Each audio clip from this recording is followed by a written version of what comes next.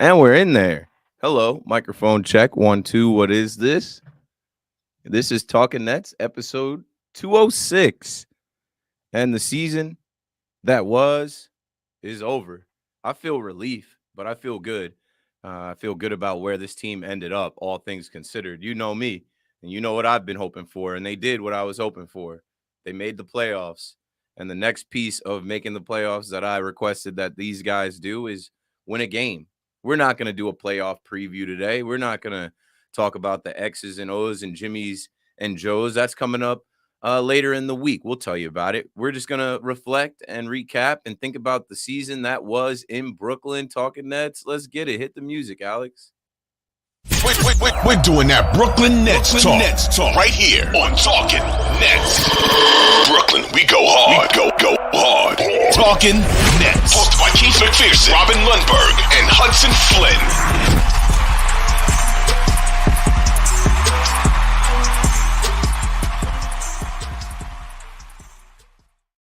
Yes, sir. Welcome back to Talking Nets. Sorry for the delay. I'm expecting a baby any day now. Probably less than 48 hours away, but not too much about that on this show. I'm just letting y'all know I'm in baby land in my mind. And shout out to people still calling the voicemail. Y'all sure know how to hit last call. We're getting the voicemails loaded up, and I'm probably stepping out of my full-time job Wednesday. So we had to get this podcast in. There is a potential for 2 cross collab podcasts with Sixers podcasts. We won't let you know too much about that because we're going to lean on probably Hudson and Robin to do those spots and do those pods. Let's welcome in Hudson Flynn right now. What's up, Hudson?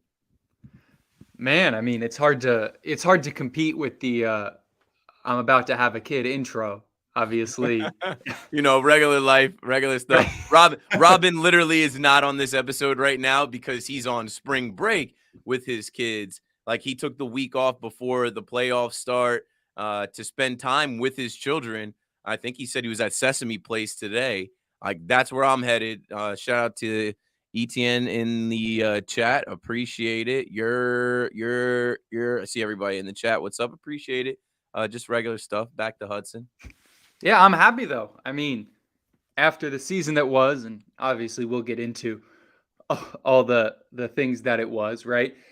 But man, the Brooklyn Nets are going to the playoffs. To be talking on Monday, April 10th about playoff basketball and about hopes for playoff basketballs and about expectations for playoff basketballs, thinking all the way back to all the nonsense we've had to deal with this season, it feels something short of miraculous, but amazing nonetheless. It's just amazing to have this Nets team show the fight that they did, show the growth that they did, and to put themselves in a position where they're making the playoffs and we might be able to do something interesting in these playoffs. Maybe the expectation shouldn't be a win, but we're in a good situation with your Brooklyn Nets, and I'm certainly happy about it.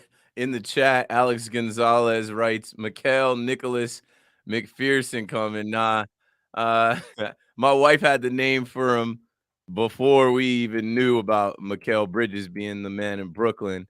I'll write the name in the chat. But yeah, let's talk about Mikal Bridges, man. Iron Man. He's played 83 games this season in a league full of guys that don't play because they load manage or they don't care.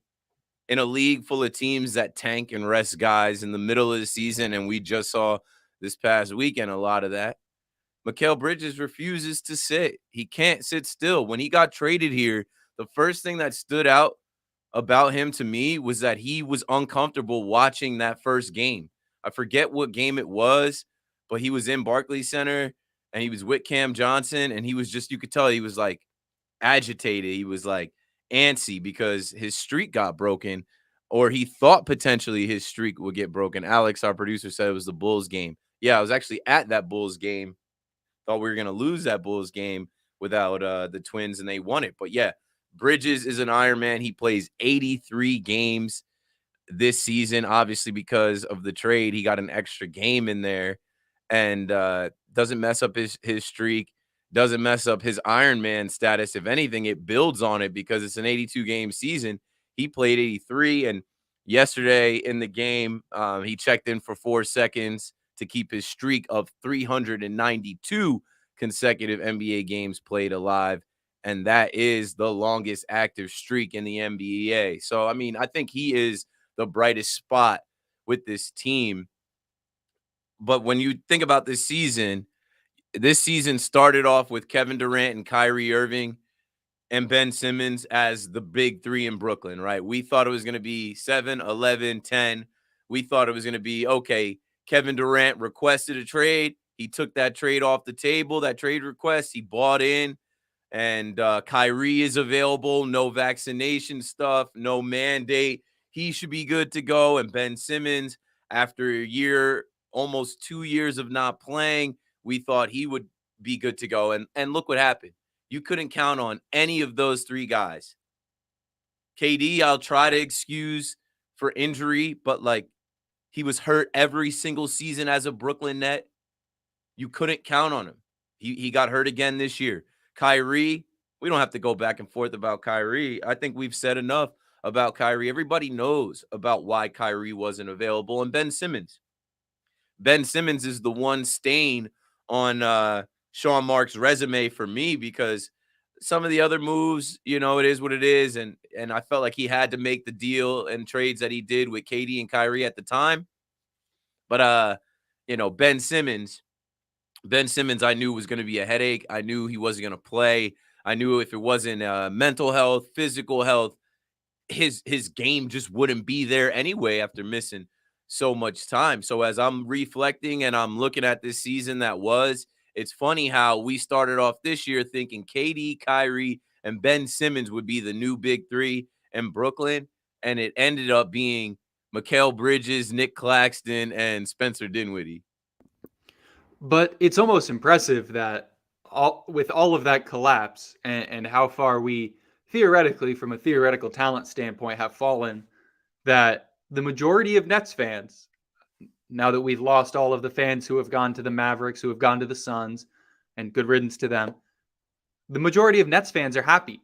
The majority of the Nets fans are excited about this team, are excited about the direction that we're going in.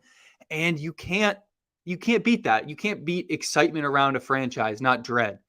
And it's hard to say that we felt anything as Nets content creators, as Nets fans, as people watching the Nets, other than dread when you're talking about the Brooklyn Nets and the season that they were having prior to the trade deadline. You knew, and we could all feel it, that it was always one iota away, one step away from the Nets completely falling apart. And it turned out to be, as everyone thought it would be, Kyrie Irving making us fall apart. And you see where that got him. It got him to Cancun. And Kevin Durant, for as much as you don't want to blame him for injuries, he left too. And he never played, frankly. So now we have a situation where we have a whole team full of Iron Men, and we have an exciting future. And one name that hasn't been mentioned yet, but fits within our big three is, and fits firmly as a star, is Nick Claxton.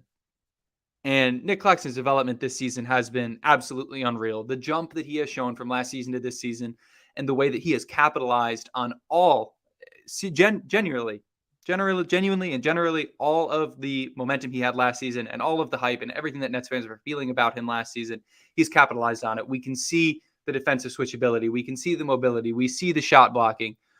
We see his expanded ability to score. We see that he's scoring a little bit away from the basket now. And when you think about this team and you think about the successes that we've had, it's impossible to separate them from Nick Claxton, who has been here the whole time. He didn't go anywhere. He didn't come from somewhere else. He came from Georgia. He came from the top of the second round. He was a Sean Marks draft pick. And here we are now as Nets fans, able to watch him and watch this team blossom around him and go to the playoffs largely on the back of his successes. And when he is now about to go up against arguably, I don't necessarily agree with it, but arguably the MVP in the NBA, and he's going to be matched up against him all game, it's going to be exciting and thrilling to see how he does, because that's really going to be his sink or swim moment. Everything for him is going to come down to that moment, whether he can show his chops, whether he can stay in the game, stay out of foul trouble. against the MVP. And if he can stay on the floor and he can make an impact against the MVP and show that he does have the the pedigree to be a Defensive Player of the Year candidate, if not the winner, he's got a chance to make a statement, and the Nets have a chance to do something in these playoffs. It's time. He said it himself. He had a post that said just simple as that. It's time. And I think any Nets fan understands what that means. It's time for him on the main stage to show the world who he is. What better opportunity does Nick Claxton have for the entire NBA world, for every fan that watches basketball? The first game coming up on Saturday at 1 o'clock, it's Claxton versus Embiid, the MVP.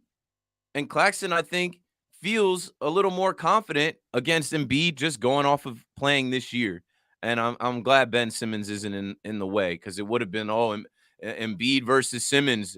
Simmons has got to stop Embiid. I listen to Nets fans tell me that all year in the beginning of the year. Oh, well, who's going to stop Giannis? Who's going to stop Embiid? It damn sure isn't going to be Ben Simmons. It would have to be one Nick Claxton, who I also saw a clip of Spencer Dinwiddie talking about, hey, I said he was the most skilled player, the most important player, something like that on the team. I got to watch the new episode of The Bridge. I saw Nets Kingdom put that out. But yeah, as we're reflecting on this season, this was the season for young Clax. This was the season for Nick Claxton to step into his own. He chopped the locks off, right? We were calling him Goldilocks for 2 years. He chopped his hair completely off. He locked in. He worked on his free throw shooting after the way last season ended. He worked on his conditioning after the way last season started and ended. Nick Claxton took a big step forward as the starting five of this team. That's what we expected him to be last year against the Bucks, and clearly he wasn't ready. This season was Nick Claxton's best season in Brooklyn, and he's looking to put an exclamation point on it in the playoffs. We'll wait. We'll talk more about that, but I want to roll through just some of the titles of the episodes that we had here doing Talking Nets. And shout out to everyone in the chat. Big fan Breezy, shout out to you, bro. I got all 3 of your voicemails. We can't play all 3. We'll play the most recent one. But big fan Breezy in the chat says, I've been waiting for this show all week. Good to see you. And I already said, listen, I'm going to doctor's appointments 2-3 times a week with my pregnant wife. We are having our son this week. And life has been crazy for me, obviously juggling my own professional career, podcast, family stuff, Easter yesterday. Like, it's just a lot going on. So I know we only did 1 episode last week. We should be able to hit you guys with some more stuff, and I'll see what I'm able to do, what I'm physically here to do. But let's go back, right? So we came together to do this podcast, right, with Robin joining us, and obviously Hudson and I have been here, but we got Hudson to come back. And I think I was around 160 some episodes limping through last season on my own for the most part. So we started this season, episode 165, we're back. By episode 168, Steve Nash was fired, and Ime Udoka was the topic of conversation amongst Nets fans. We were all in on Ime Udoka. We were sure that he would be the answer. But not long after that, Hebrews to Negroes on Amazon, that movie got a lot of attention. Right after that movie skyrocketed on the charts. I have no idea why, but with all of that going on, we couldn't hire Ime Udoka to take over for your Brooklyn Nets, and Kyrie gets suspended. So episode 171.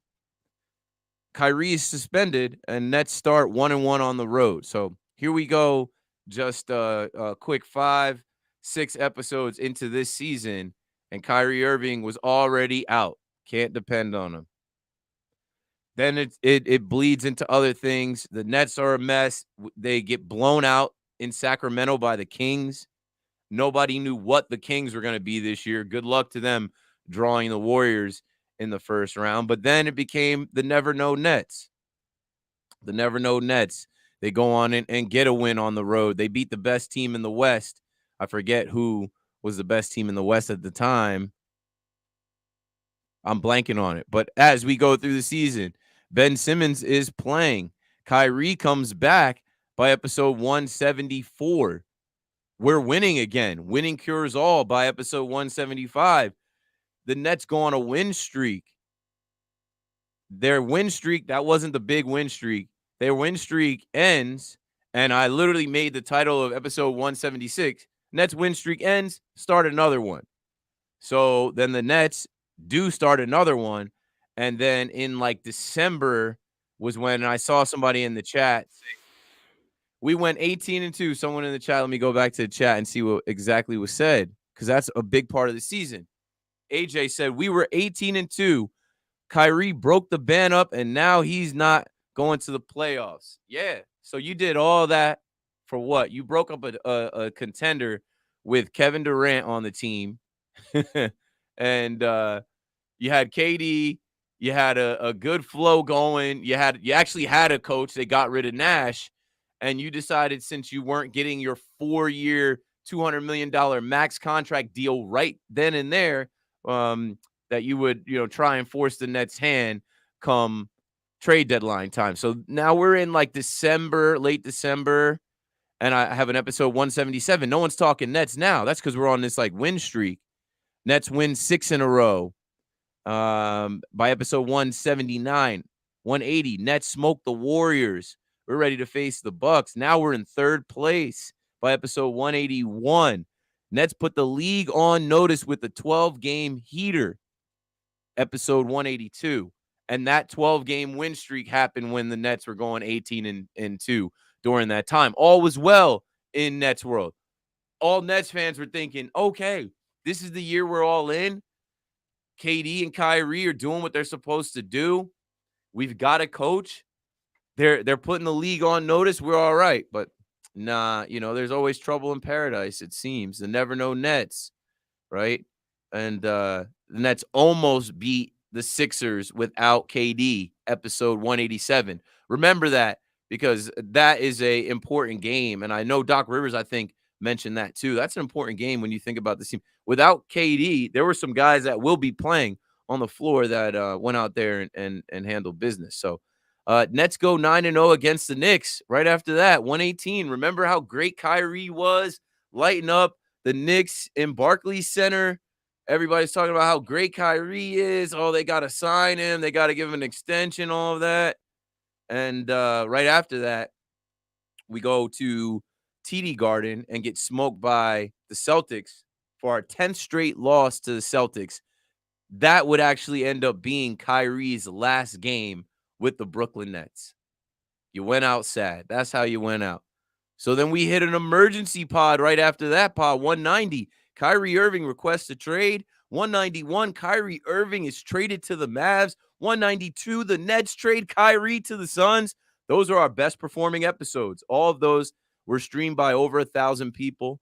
The Kyrie traded to the Mavs episode was streamed by 2,600 plus people, because you know what people love to do? They love to come in and drink our tears. They love to see Nets fans cry, and they left us for dead, folks.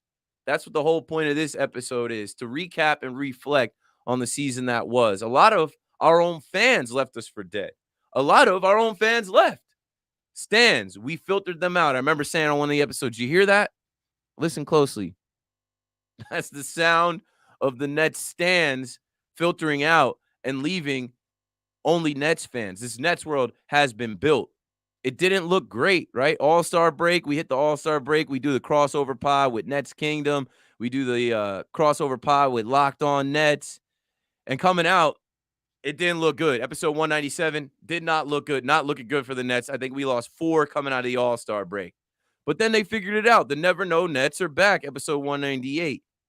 Then we win 3 in a row, 199. Then we keep going. The Nets lose to OKC. Now we're getting closer to the end of the season. Never Know Nets lose 4 in a row. We're like, all right, I don't know what this team is going to be. Maybe they can't make the playoffs. Maybe they're going to be destined for the play-in. But then no, big homestand hits. They handle business. 6 games left to hold the 6th seed, and they do. They get some help elsewhere. Udonis Haslem and the Miami Heat had nothing. And then fast forward to right now, episode 206, end of the season recap. All is well, right? I can't trip over the fact that the Brooklyn Nets are in the playoffs, all things considered. Kyrie Irving said, oh, I did what I was supposed to do. I left them in 4th place. He ends up in 11th place. Kyrie is not in the playoffs. And I know they say they want to re-sign him. That's none of our business. What about KD? KD, you know, he ends up twisting his ankle, misses some time. I think he's still only played under 10 games for the Suns, maybe 7 or 8 games for the Suns. I don't think he's lost a game, but they're a 4 seed, right? You know, you left the Nets in the 4 seed, okay, and then you went to greener pastures with the Suns. They're the 4 seed. We'll see what happens with them. But I'll let Hudson Flynn come in to talk about anything that piqued your interest from the season that was, the episodes we had. The story has written itself. And I like the fact that Jacques Vaughn always talks about them writing their own story. We'll see what happens in the first round of the playoffs. Yeah, and Jacques Vaughn talking about the team writing its own story. Jacques Vaughn wrote his own story. He gets hired. Well, first he takes the interim position.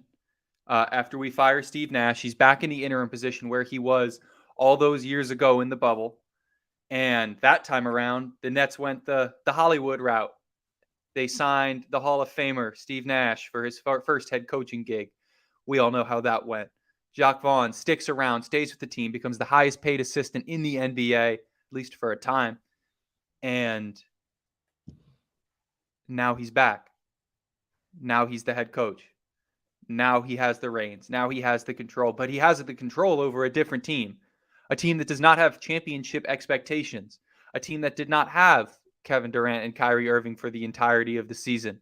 He had them for a little while. He silenced the doubters and he established his coach of the year resume with a 20-2 stretch over 22 games. He showed the Nets world what could be done, and everything was right. Everything was right. Outside factors come in, those 2 stars filter out, and some new ones come in. And talk about adaptability. He went from having arguably the most talented roster in the NBA with 2 of the greatest players ever to play the game on his team, and he lost all that. He lost all that basically overnight. And he had to establish relationships, build chemistry, build out a whole new system for a group of players with no one who had been proven to ever be a star, with no expectations, with everyone already calling for his head after some early shambles with losing in those first couple games after the trades. And he put his head down and he oiled up his beard and he got to work. And he got to work under a lot of stress, under a lot of duress, not only from Nets fans, but under scrutiny from the NBA. And then what's worse, he did it under disinterest from the NBA. And as the NBA lost interest in the Never Know Nets, the team with no stars, the team that traded away the greatest assembled roster anyone's ever seen before for Mikal Bridges and some other pieces, he assembled wins. He put together a few short winning streaks, and he kept the Nets alive. And though we did fall from 4th to 6th, he kept that team in the playoffs, not the play-in, not where they were last year with Kevin Durant, not where they were last year with Kyrie Irving. And we're in the playoffs, and we are in a position where maybe we win a game, maybe we win 2, maybe we win the whole series. But either way, we have already surpassed what that team did last year. And now he has a team with a couple budding young stars, some proven veterans, some phenomenal role players, theoretically great 3-point shooting, and a whole lot of draft capital with which to go forward and prove that he can be the coach for not only a developing team, but a team full of stars. Because that was the knock, right? That was why he didn't get the job in the bubble era. The Nets could do anything when they were playing in the bubble playoffs, and they did do a lot, and it wasn't enough. But now he has stars, he has young stars, he has players that he can mold into bigger stars. And now he gets the reins. He has a long contract, and he still has a lot to prove. But thinking about where he was and where he has been, and where he has been able to take the Nets in just this past 3 or 4 months has been absolutely remarkable. And he has the reins now of a premier franchise in the NBA. And it's still left to be seen what exactly he can do and what he can do with better players and with an offseason to craft a team in his image. But if you're looking at who to give credit for the Nets being able to make the championship or the playoffs, which feels like a championship, you have to give him credit along with Mikal Bridges, along with Nick Claxton, along with Spencer Dinwiddie, who became the greatest passer in the NBA for a stretch here. And you can't forget to give him credit because a lot of people do. A lot of people think he still shouldn't be the coach, but he's proven them all wrong. All right, let's get to the voicemails, man. I'm not gonna waste any more time because I don't really have any more time to waste. Shout out to everybody that called the voicemail early and late. Let's do it. Hey, what's up, Keith? Hudson, Lundberg. I don't know what's going to happen in the series. I'm hoping that we at least win 2 games because I don't really think we're going to. Obviously, we don't have a good chance of winning. I just want to hear your thoughts. Like, how many games do you realistically think we're going to win?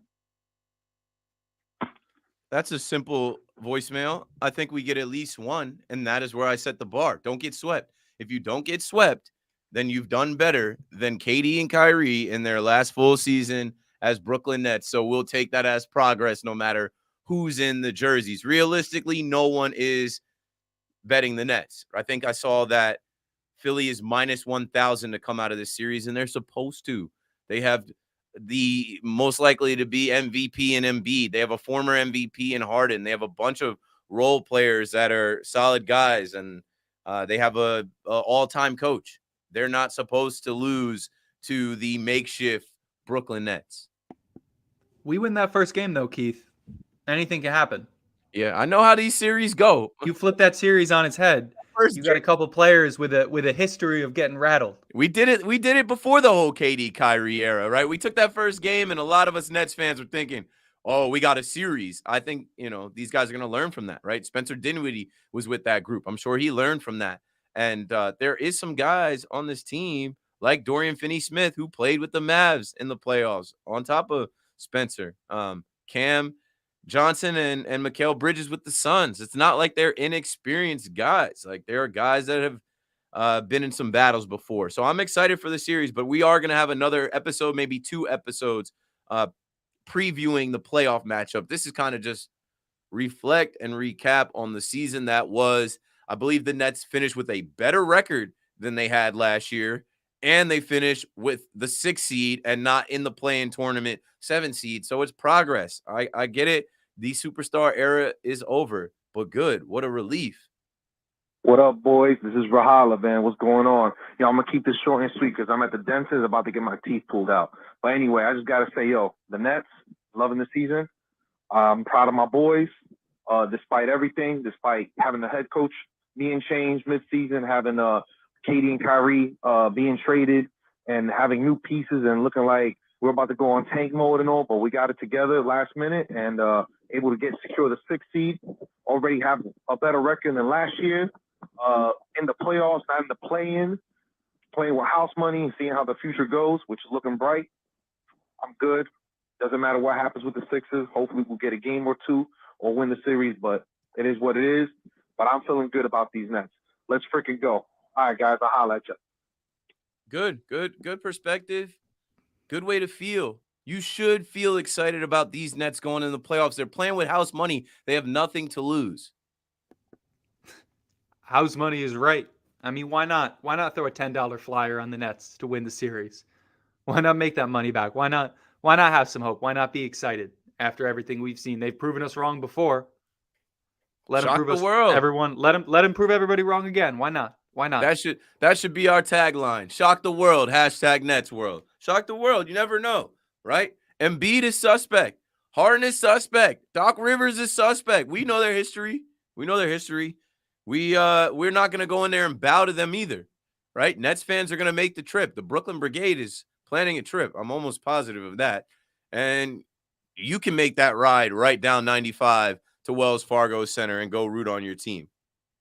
Have some wine. Have some wine. Yo, what up, Talking Deck? Have some wine. You heard Spence? He said we made the playoffs tonight. Have some wine. Shout to Rob. Shout to Hudson. Have some wine. I know what he was saying. Have some wine. Yeah, I did see an article that the Brooklyn Nets shut down Say Less last night. Hotspot Say Less for a birthday bash till 3 a.m. Spencer Dinwiddie celebrating the big 3-0. Back to that voicemail. I see y'all.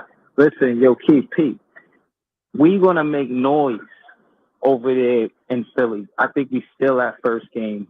And when it comes down to it, we should be upset because they've been doing this since the beginning. Like I said prior, they the ones who absorbed Dr. J because after the merger with ABA and the NBA, and they didn't get a championship after Dr. J. If our team was never dismantled, we would have been competitive since we got here. And they were part of the reason, and they the benefactors of it. Oh, nah, they got to get this work. I think there's going to be an upset.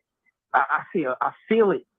This 6th seed and 3rd seed, we only 6th seed because Jacques Vaughn wasn't the coach for the first 10 games. Huh? Talk to me. And we only 6. Come on, man. I'm about to watch the show. I see you about to go on. Listen, man, I'm here, man. Talking Nets. It's Brooklyn Nets. We fitting to win that first game on Saturday. Let's go.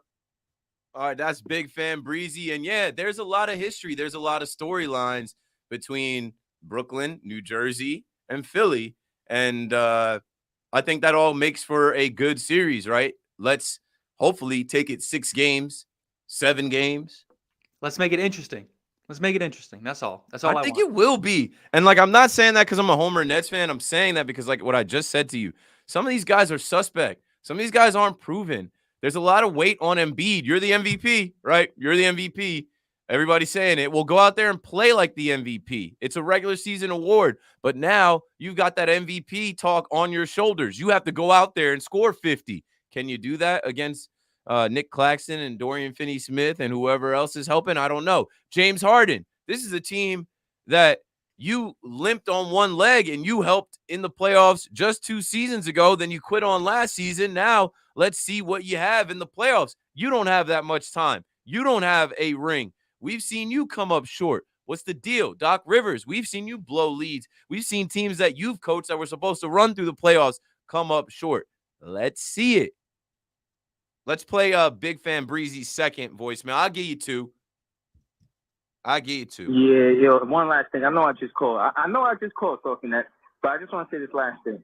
Cam Thomas could fit in the rotation. I've seen that quote by Jacques Vaughn. I know you're probably going to post it. I'm about to jump back in the comments. When it comes down to Cam Thomas and fitting in the rotation, he doesn't have to marry 29 shots from Cam Thomas. Cam Thomas had 16 field goals made, 16 for 29. He shot over 50% for 1, for 2. 10 out of 16 were 2-pointers. So let him attack to put pressure on the rim. Let him score inside of the 3-point line. We already got enough guys. I'm just going to stop you there. Big Fan Breezy. Appreciate the support, but I think this Cam Thomas conversation is another empty, meaningless conversation that we've had all season. Is he going to help us in the playoffs first round? I don't see it. I don't think they have that in their plans. Now, Big Fan Breezy referred to the Jacques Vaughn quote. I think it's important for us to read this. I think it's important for y'all to hear what he said. If you didn't, I'm trying to find it right now because he was talking about, like, okay, I didn't even watch the game last night. There was no need to. I was in FanDuel trying to bet on some Brooklyn Nets. They didn't have one Brooklyn Net for you to bet on. And I'm trying now to find Jacques Vaughn's exact comments on what did Cam have? 42 points, something like that. 46. Yesterday? 46. It really doesn't matter to me or to anything that the Nets are doing right now. Go ahead and get your thoughts in, Hudson, and then I'll pull up the actual quote when I find it. Yeah, I mean, right there's the dream of Cam Thomas being able to contribute to this team. And theoretically, he can. Theoretically, he has the scoring chops too. But at the end of the day, Cam Thomas has not shown, for as much as he has not shown the ability to be a not even a secondary piece on this team, a tertiary, or whatever the word is for 4th level piece for this team. He is not going to be a player for the Brooklyn Nets as currently constructed who is going to be able to take 30 shots a night on a regular basis. He's just not, because he's not as good as Mikal Bridges.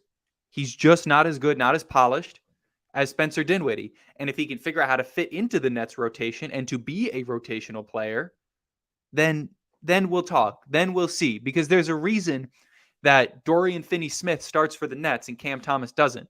It's not because Cam Thomas isn't more talented than Dorian Finney-Smith. It's not because Cam Thomas can't score more than Dorian Finney-Smith. It's because it's not all about scoring. It's not all about iso ball. And when you are a player on a team with other good players, You can't just rely on the fact that, I put up a lot of points in garbage time games. Kenneth Lofton put up 42 for the Memphis Grizzlies. He put Shout up out to 42, him. the big man out of Louisiana Tech. Getting an opportunity. Good for him. I love Cam Thomas. I think he has a future in the NBA. I think he's going to be an elite tank commander for a team that's trying to get a good draft pick sometime in the future. But unless he can figure out how to play as a tertiary option on this Nets team, he's never going to have a role here because he's just quite simply not as good as the players he's behind. All right, so here's what Eric Slater asked. I'm trying to pause this and play it at the same time. This is what Jacques Vaughn had to say about Cam Thomas yesterday. Yeah, so I wish the score was 134 Brooklyn Nets, 105 Philadelphia. I think that part helps, is that the goal is you win as a team. And so 46 points is great, but we end up losing by 30. So you got to attach those together. How do you marry the 29 shots or the 30 shots to being a productive teammate where you might not get that amount of shots in a typical game? That's the question. So can you harness and take that ability and be able to do it in a short amount of time, in a more efficient time, and in a setting that it benefits the entire team? That's the challenge. So again, that goes back to what we've been saying the whole time. And from the beginning, when Cam had those 3 40-point games, the first thing they said about it was like, that's great. It's history. It's something they can't take away from him. But what was our record in those games? I don't think we won one of those games. So it's like, okay, it's cool if you can go off for 40 any given time. There are plenty NBA players. You've heard guys like LeBron, guys like KD say stuff like, oh, I could get 30 every night. I believe that. But are you going to win every night going for 30, 40 points yourself? No. So where we're at with this Brooklyn Nets team, they have enough guys that can score it. They need guys that can pass, that can play defense, that can rebound, that know when to share the ball, make the right play, when to shoot the ball and make the right play. And Cam is in his second year. He's 21. I'm just like, I'm not worried about Cam The Thomas. conversation hasn't changed. Yeah, I'm right? not worried about Cam Thomas. Like, he put up 46 points on the same day that Theo Pinson put up like a 30-point triple-double. so what It's are not we real talking about? It's We're not talking real about basketball. the last game of the season where they sat everybody. And of course, Cam told you I could do that all the time. But in the grand scheme of things, it doesn't really matter. Next voicemail. And I get it because there are a ton of, as we're coming out of the KD Kyrie era stan culture in this Nets culture. There are a ton of stans. There are a ton of people looking for that star player that they can root for. And they saw that in Cam. But what you got to understand is deeper than that. Like, this is a team that has been put together from February 9th on with pieces of a puzzle that didn't necessarily fit together. And Jacques Vaughn had to try and find a way for them to fit. And in doing that, there was never actually a starting role or a bench role for one Cam Thomas. That doesn't mean he's not going to work on his game and maybe be relied on more next year. But in this short amount of time, in a second half of a season, less than half of a season, Jacques Vaughn and the Brooklyn Nets had to figure out who the best guys were on the floor for them to compete against better teams and win. And he went with the veterans and he went with the guys that knew the game more and bought into his system and whatever. And I'm fine with that because we're a 6 seed and we're about to play the Sixers who are you more afraid of, them or the Celtics? Who are you more afraid of, them or the Bucks? Like, all things considered, you wanted to make the playoffs. The 4 or 5 seed was never really realistic for us.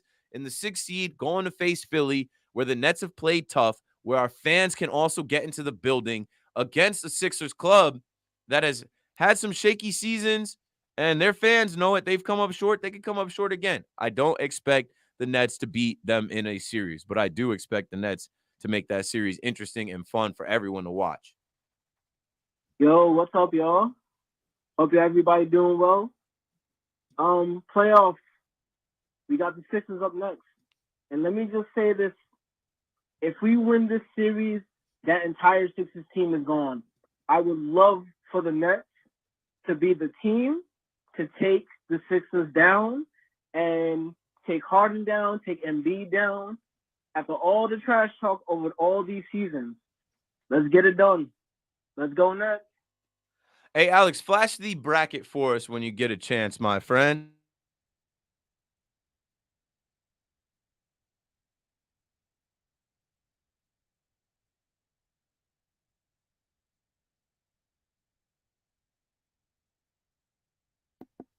Did we lose you, Keith?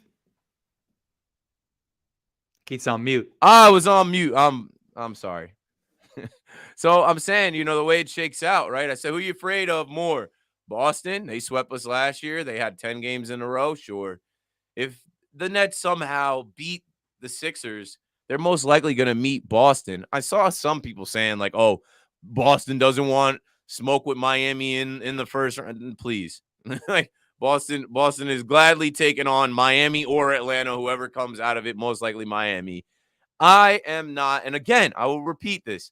I wouldn't bet $1 on the Brooklyn Nets to beat the Sixers in this first round series. They're not supposed to, right? Even the percentage right there has Philly at a 92% winner and 8% for your Brooklyn Nets.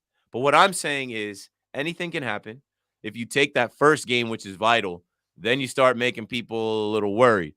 If you can force a game 6, a game, whatever it is, like, I'm hoping for a good series. I think these guys match up well. It's going to be about stopping Embiid. It's going to be about foul trouble versus these foul merchants. It's going to be about who's officiating this series and how their whistles are. And that makes it all a fun series for us to watch because our team doesn't rely on fouls. Our team can pass the ball, get their assists up, shoot the ball, have multiple guys that can shoot and defend. And I think they'll match up well against Harden and Embiid. But it's Harden and Embiid. They're not supposed to lose the first round. It's also about expectations, right? The Nets can exceed our expectations, which is awesome. But the expectations shouldn't be to win the series, to win a championship, what have you, whatever it was before when we had Kevin Durant and Kyrie Irving. The truth is, our expectations are to win one game, maybe two, and then they can shock us. They can do more. Any given night, any team can win a basketball game. The Nets have the talent to beat any team in the NBA. Can they do it 4 times in a 7-game series? Probably not. But let the Nets shock you. Let the Nets shock the world. Let the Nets have excitement around them because at the end of the day, a victory for the Nets in this postseason might only be a win or two to take some great momentum into the playoff or into the off season for next year's playoffs, for next season, for all that, because that's when the real championship is for this team.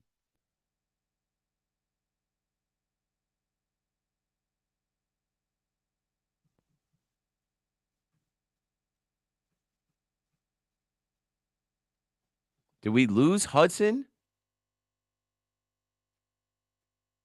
Okay, Hudson is back. Can you hear me? Yeah, I could hear you. I guess y'all couldn't hear me. I could hear you. I can see you. I lost you for a second, and I wasn't sure. It cut out from my Anyways, headphones. But low anyways, expectations we're for the wrapping up Nets. anyway. So I was going to say, put a cap on whatever you got. Low expectations for the Nets. Let them shock us. I'll talk more this add week. to that too, because I did catch the beginning of what you said, right? We were living in a fairy tale, imaginary, fake world that wasn't real with expectations of Katie and Kyrie taking us to a championship last year. They weren't able to get a game. The whole team was not built correctly. We were relying on Bruce Brown, and like I don't even remember some of the guys on the team last year. At the end of the day, though, we were living in a dream world, thinking that Katie and Kyrie were enough to win a championship because the narrative is, oh, you need superstars to win a championship. Well, you don't need superstars to win a series, and I think maybe Jacques Vaughn or somebody just had that quote recently talking about the Brooklyn Nets. They say you need superstars to win a championship. Well, you don't need superstars to win a series. You need the better team. Whoever is the hottest team from Saturday to Saturday, however long this series is going to take, that will be the team that wins. And if the Sixers are sleeping on the Brooklyn Nets, they're in for a rude awakening. I think Mikal Bridges has a ton of motivation to go back to Philly where he went to school and beat the team that drafted him and traded him. Seth Curry has a ton of motivation to play well against Doc Rivers, his father-in-law, and the organization that shipped him away. The Brooklyn Nets, as an organization, should just be motivated to go in there and play their best basketball against a team that, they traded James Harden to and help create this number 3 seed in the East this year, especially, having to deal with Ben Simmons. Ben Simmons will probably show up on the bench. I think they should keep him at home, but he'll probably show up Gucci, Fendi, Louis Prada down, and so be it. The whole Julius Erving storyline, Big Fan Breezy put that out there. And just the fact that, these teams are 2 hours apart. There's a drive that you can make that's 2 hours apart. That local rivalry feel of just Philly versus New York, right? You've got Philly versus New York here last week with the Philadelphia Phillies coming to town to face the Yankees. You get the NFL playoffs with the Giants going down there and getting smacked by the Eagles. Well, here we are again, Brooklyn Nets versus Sixers. I can't guarantee that I'll be on the next pod because I should be walking into fatherhood and I got to hold it down for my son and for my wife. So if you don't hear from me, I'm on daddy duty.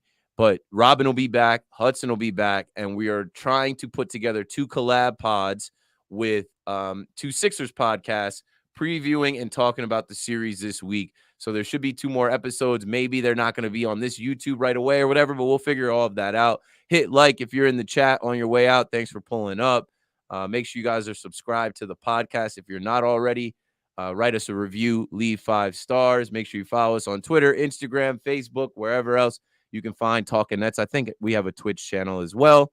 And yeah, it's been a great season. We appreciate you guys a ton. We don't get paid from doing this podcast. We're not getting any perks from doing this podcast. This is a podcast started by fans for fans, and we're here for the fans. And we'll keep you guys updated as this next week goes. And your Brooklyn Nets are in the first round playoffs, not the play-in against the hated Sixers. That's all we've got. Thanks for watching. Let's go Nets. Let's go Nets. Brooklyn.